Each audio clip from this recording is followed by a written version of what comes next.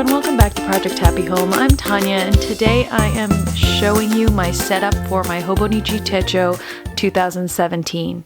I will also walk through how I use some of the pages in my Hobonichi Techo 2016 so that you can see how a planner like this actually comes into play. This is my life planner. This has everything in it except for homeschooling. So it has everything from my planning for this channel, for example, to my journaling, as well as my daily plans. And you'll see a little bit more about that here. If you wanted to see the unboxing of the 2017, go ahead and check that link. I'll link it up below and also in the description.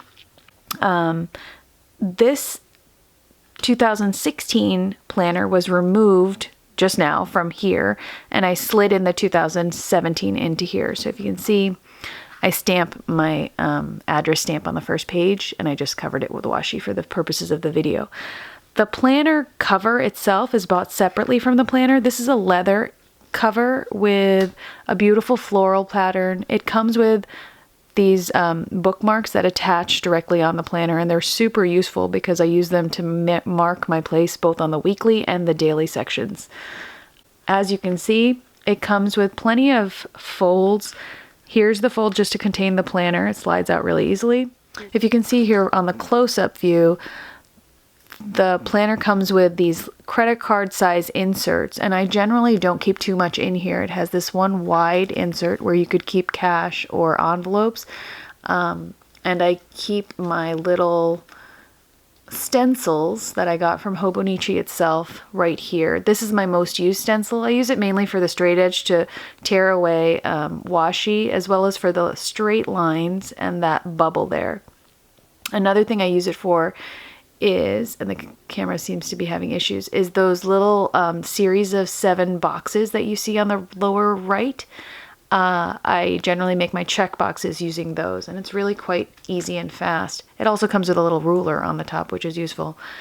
This one also comes with a ruler, and this one I admittedly use less, but it does have some useful shapes, especially if you like to do bullet journaling or something like that. Sorry, I'll turn it right side up. It's got everything from a little walking man, a running man, a flower, some weather icons, some cute little happy face and sad face icons and mad face icons, a heart, a star, an old-fashioned telephone. I love it. My children actually have a play kitchen with a telephone like that, and both of them, when they got to be 2 or 3, were very confused, both of the older ones, as to what that was. So they generally use it for completely other things than a telephone. If you can see, there's these pen loops here. The pen loops are not designed to hold this many pens. The purpose of them is to align these two and then slide one pen through both of them, thus locking the planner.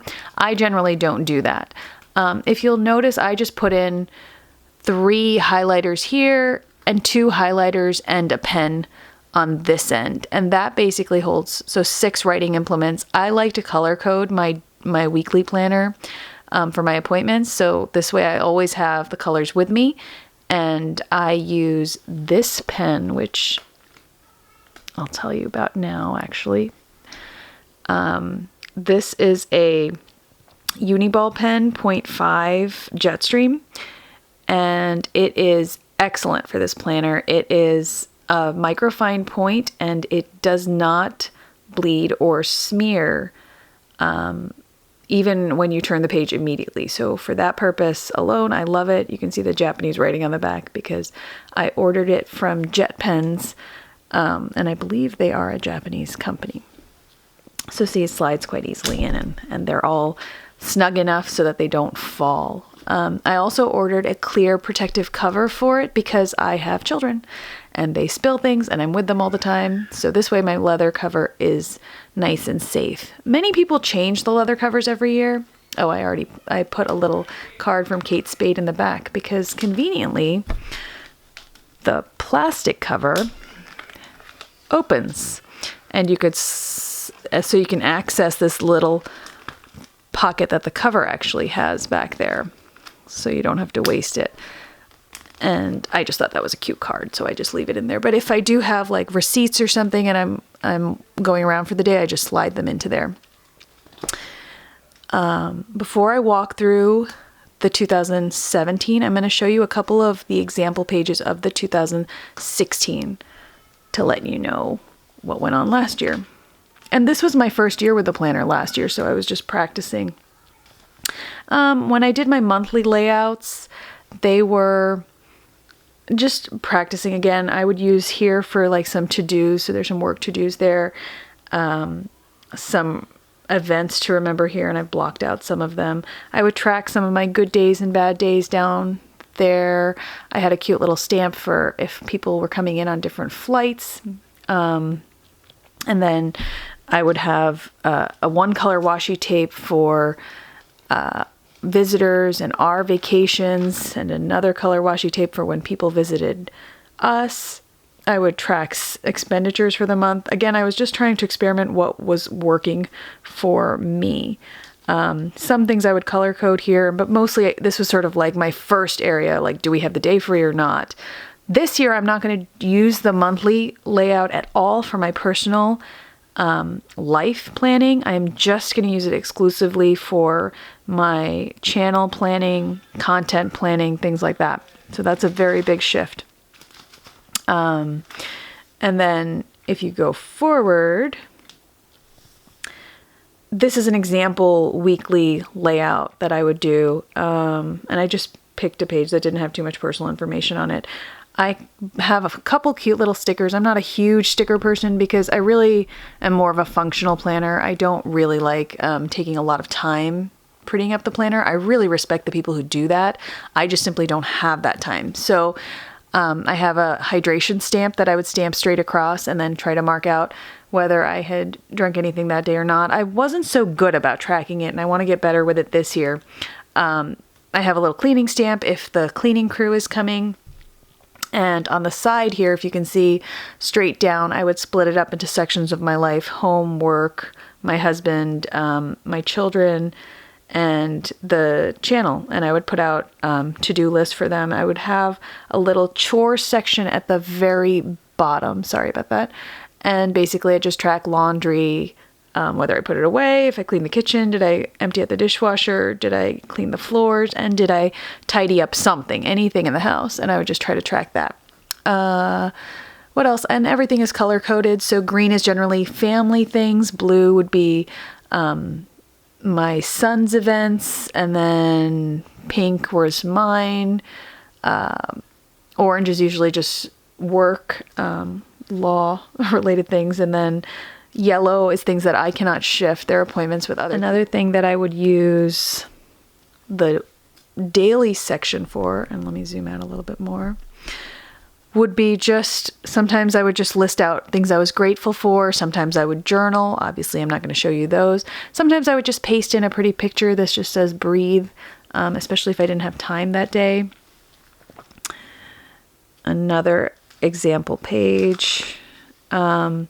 I would sometimes put in like a style picture that I liked. I really like this outfit, this whole romantic yet cheeky thing. Sometimes I would track spending. Always tried to keep gratefuls up there.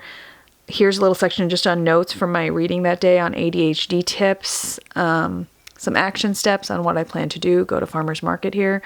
I try to put little pictures from magazines and things scattered throughout it.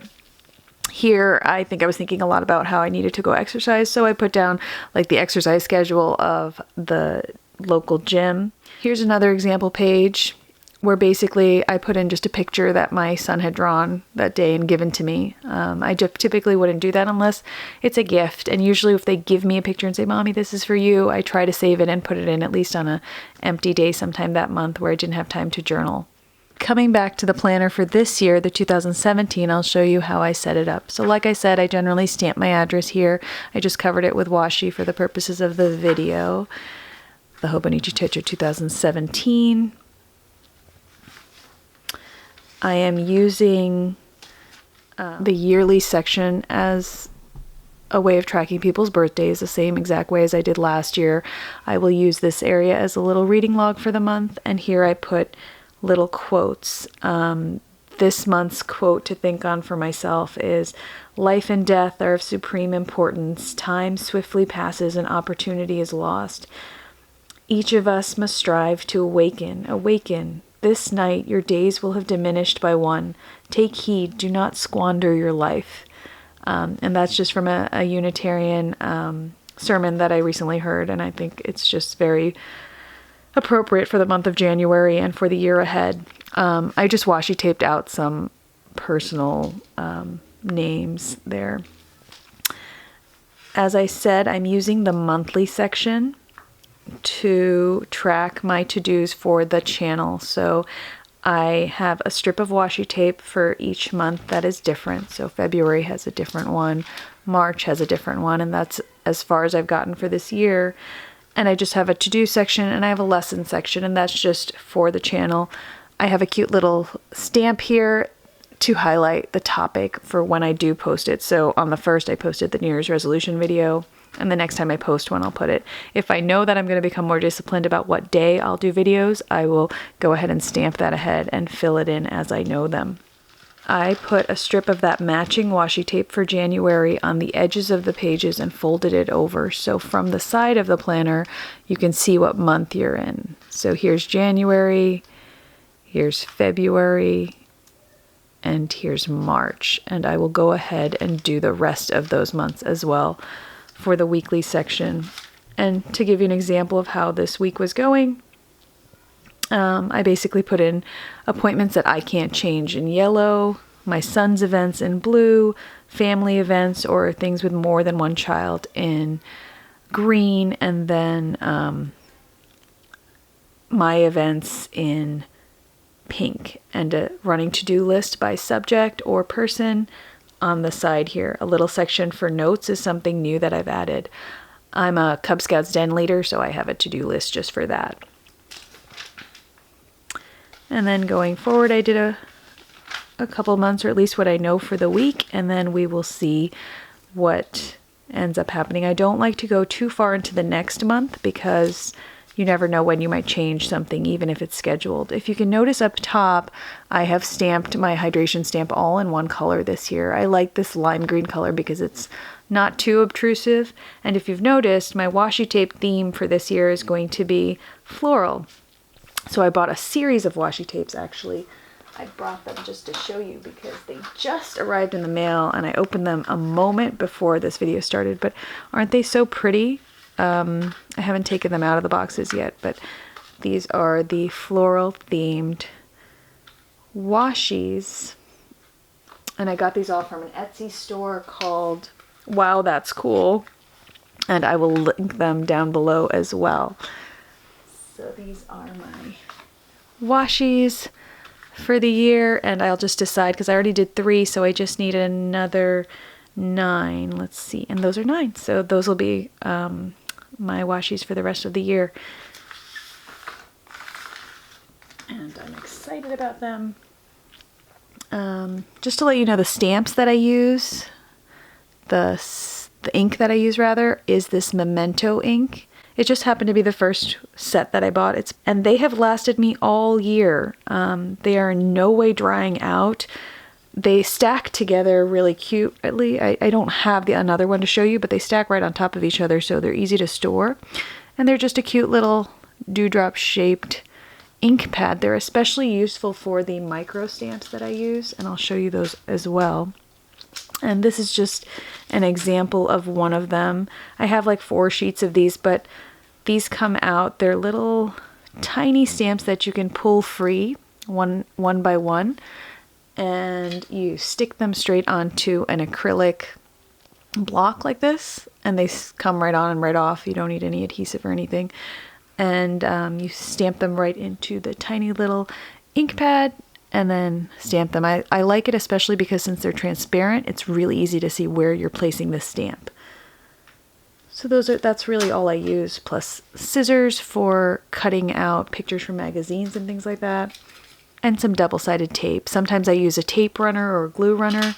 Sometimes I just use the tape. I hope you can see this well. I bought these monthly tabs from Jane of All Work. They are reusable and repositionable. I used them last year and I'm using them again this year. They're very sturdy. They're plastic and not too thick, so they don't like lift up the page or anything, but they were perfect last year, and so I think they should be able to last me through this year and hopefully through next year. Definitely worth the purchase.